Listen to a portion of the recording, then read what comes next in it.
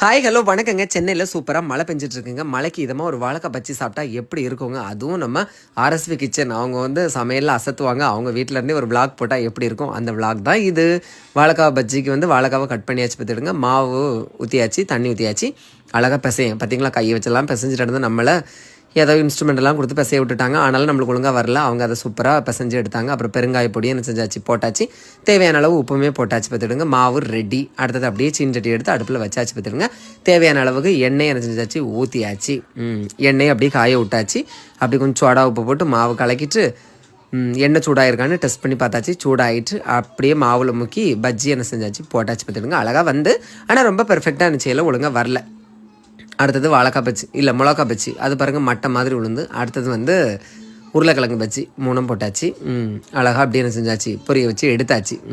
எனக்கு ஒரே சிரிப்பு தான். ஏன்னா நம்மளுக்கு இதெல்லாம் கொஞ்சம் பழக்கத்தில் பற்றிலாம் டிஷ்யூ பேப்பர்லாம் வச்சு நம்ம சும்மா தட்டில் விட்டுருவோம். இப்போ இவங்க பாருங்கள் அழகாக போட்டாங்க தெரியுமா, அழகாக பொம்மி வந்து.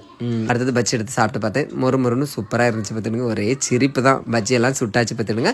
சட்னி வச்சுருந்து அப்படியே சுட சுட ஒரு காஃபி. ஓகேவா? இப்படி மழைக்கு இதமாக சுட சுட பஜ்ஜி காஃபி குடிக்கிறது யாருக்கெல்லாம் பிடிக்குங்கிறத மறக்காமல் கமெண்ட்டில் சொல்லுங்கள். ஓகேவா?